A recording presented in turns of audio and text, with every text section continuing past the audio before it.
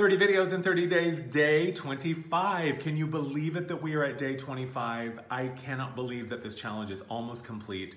And I just want to take a second to say thank you again to everyone who participated, sending questions, asking questions, commenting, sharing, watching, creating dialogues around it.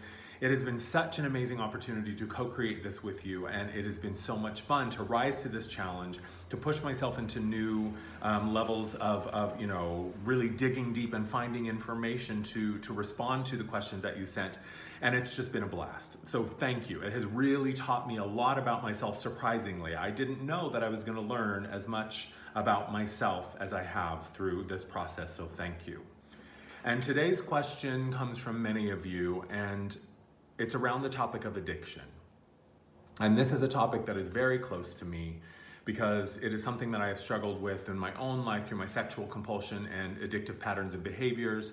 It is something that I have lost friends and family to. It is something that I have seen friends and family struggle with. Some came out on the other side victorious and are, sort of healthy, balanced, and thriving now. Some still contend with it and still try to make sense of it. And some didn't make it out alive. And so many of you wrote me such beautiful, beautiful questions that were so heartbreaking and so vulnerable and so real that it humbled me and really took my breath away, some of these questions. And so I want to say thank you. From the bottom of my heart, I want to say thank you. And to be honest, I had a version of this video that I recorded several weeks ago. I think it was around day 13 or 14 that I planned to respond to this question or to these questions. And something about it just didn't feel right. And I couldn't really put my finger on why was it that I felt so uncomfortable sharing advice around this topic. And I think it's because I am not a therapist. I am not an addiction counselor. I'm not a psychiatrist. I'm not a psychologist. I have never been through a 12-step program. I am by no means qualified or licensed or have any sort of official education around how to contend and deal with and understand addiction and compulsion and these behaviors and patterns. But what I can do and what I will do is share with you what has worked for me, the understandings and the insights that have worked for me and have helped me come to a place where I can understand my patterns and behaviors and make sense of them in a way that allows me to live with this part of me and not avoid it or stuff it or numb it or deny it. So what I share is from my own experience and my own experience alone. And my intention is that hopefully it can help you. And if what I share doesn't feel true, it doesn't feel correct, as always, use your discernment, discard what doesn't feel true for you, and take what does. I think the first thing that I want to share is that for me, my perspective and my realization was that for me, it was not about sobriety. Certainly it was about getting to a place where my head was clear and I wasn't always fucked up or high or hungover or whatever, so that I could get to a place where I was clear-headed enough to be able to objectively look at my situation. But sobriety was not the goal for me. Sobriety was the beginning. And what I found is that what I was really looking for was connection. There was a part of me, a really, really deeply buried part of me, a part of me that was so angry and in so much pain and so afraid. And he was so deeply buried within myself, within my inner landscape, that the only way he knew how to get my attention was by acting out, was by creating this pattern and this behavior over and over and over again, pushing me to the edge where my health and my safety were at risk. And it finally took me realizing that all he wanted was my love and attention. All he wanted was my acknowledgement. All he wanted was for me to hear him and see him and to stop avoiding him and to stop numbing him and to stop trying to stuff him away and shove him to the side, because he carried so much pain and had such a deep wound, and I just didn't want to look at it. I wanted to avoid it at all costs. And the best way that I can describe it is it's what I call sort of like the primary wound, the fundamental part of us that is sort of the genesis or the root of these patterns and these behaviors. And it was almost as if at some point, I don't know, maybe around the age of 8 or 9, I was in a place in my life where I could not handle what was going on in my life. And so it was almost like I made a deal with this part of myself, and he said, okay, Andrew, I'll take the pain. I will take the frustration and the confusion and all of that, and I will hold it for you. And you will, at some point, the deal is that I'll hold it for you, and I'll stay here frozen in amber, frozen in time. But at some point, you gotta come back and get me. At some point, you got to come back and you got to rescue me. You got to save me. You got to hear my story. You've got to listen to me and sit with me so that I can be reintegrated into who you are. And so I made a bargain with that version of myself, and it certainly wasn't a conscious thing, but this is the only way that I can really build an understanding around my own experience. And so at some point, I had to go back. At some point, I had to go back and I had to understand him. I had to listen to him. I had to feel him. I had to feel all of that pain and listen to all of that grief. And that was the only way that I was ever going to be able to understand him. And the only way that he could get my attention as I kept avoiding and avoiding and avoiding and stuffing and numbing was to really act out and create havoc and chaos in my life. And finally, what I realized was that I needed to connect with him. That's all I needed to do. That was the first step, was rather than tiptoeing around the sleeping tiger in the room, rather than living always in fear or terror of, oh my God, when am I gonna be triggered again? When am I gonna go on another bender? When am I gonna go on another, sex binge, whatever it was. So rather than trying to tiptoe around myself and not wake the sleeping beast, I just had to finally turn and face him. I had to dive deep. I had to go into that shadow. I had to go into that pain. I had to go into that darkness. And it was one of the most difficult things I have ever done. And frankly, that part of myself continues to be one of the most challenging parts of myself to love. Because what I realized is that version of myself only knows dysfunction and pain. He only knows how to act out in that way. He doesn't really know how to make a healthy choice. And when I let him drive the bus, when I let him be the one who's making the choices and making the decisions, he will always choose destruction because that's all he knows. So learning to trust myself and learning to trust that I knew better than him, and I still had to love him. I had to pull him towards me. I had to integrate him back into who Andrew is now and just show him that this isn't how we do things anymore. And it took discipline, it took rigor, it took exhausting amounts of attention and showing up and commitment to myself to say, I don't know how this is going to get better, and I don't know when it's going to get better. I just have to believe that it can, and it did, and it has. But it took a lot of work, and it took a lot of time, and it took a lot of people helping me. It took a lot of support from community. It took a lot of support from friends and from family and from people who were there to remind me why I was making new choices and why I was dismantling some old beliefs and stories and the value that was present in this work that terrified me. Ultimately, what happened for me is my desire for healing had to become stronger than my desire to numb and avoid. It was just as simple as that.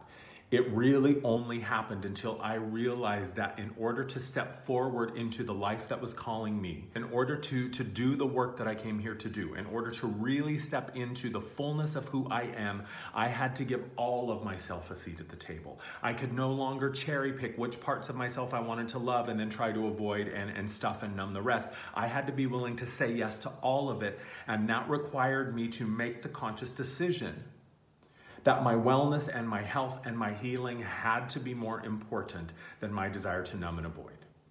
And what I have found is that over time and showing up and turning to face this part of me time and time again and interrogate him lovingly, ask him what these patterns are about, ask him what this pain is about, inquire over and over and over so that I could begin to dismantle these old outdated beliefs and ideas of who I was and how I navigated in the world.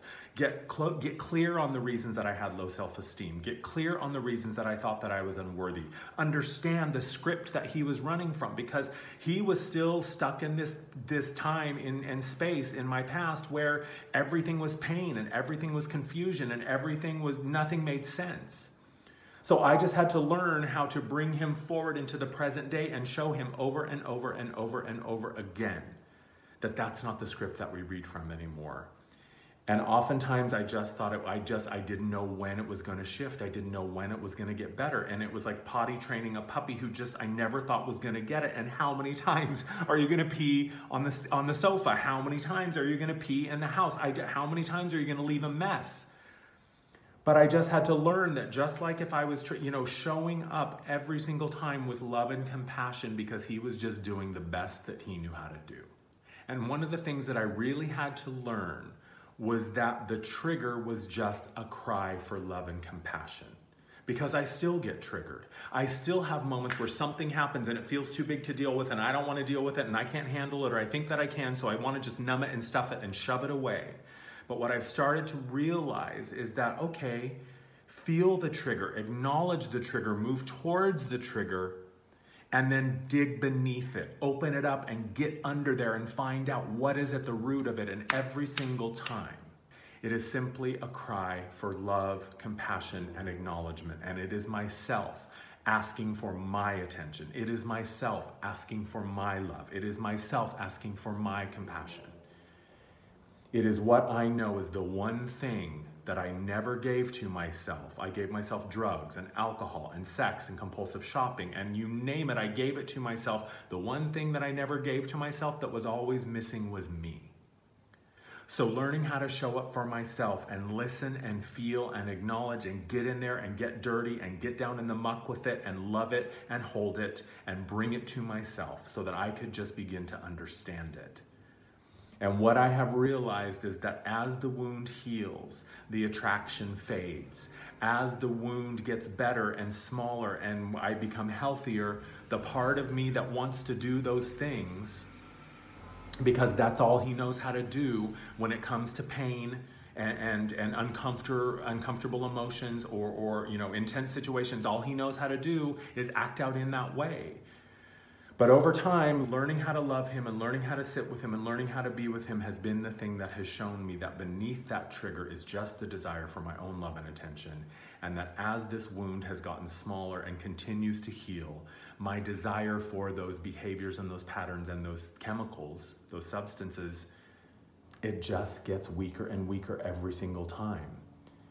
So that's what I know about dealing with addiction and compulsion. You can't do it alone. You need help. You need support. But it is possible, and you can do it. And the remedy is always your willingness to sit with yourself. And you gotta be willing to feel that pain before it's gonna get any better. Thank you so much to everyone who reached out and showed how brave you are and how willing you were to open yourself up and ask this question. I hope that in some way my answer can help. Okay, so there's one more thing I want to share with you. As soon as I finished the first part of this video, I remembered, oh yeah, there was something else I wanted to say. And then I realized it was getting too dark over there by the window. So I'm over here at my desk where it's a little bit more lit.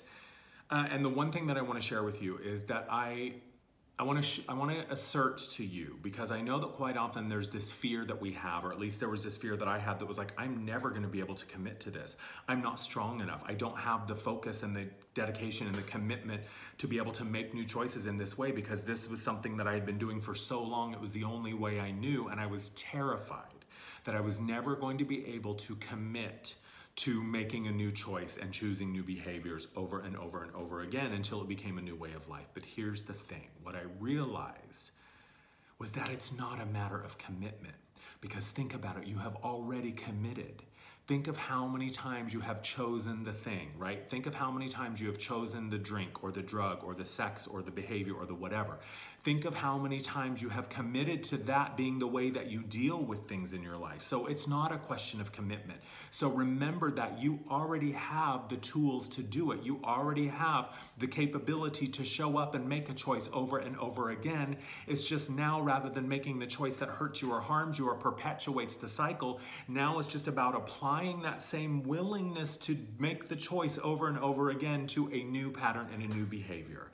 And yes, I know that's sort of oversimplifying things, and no, it doesn't mean that it's not going to be difficult and challenging at first, but don't for a second doubt that you have the ability to commit to choosing the new thing over and over and over, because you've already been choosing over and over and over.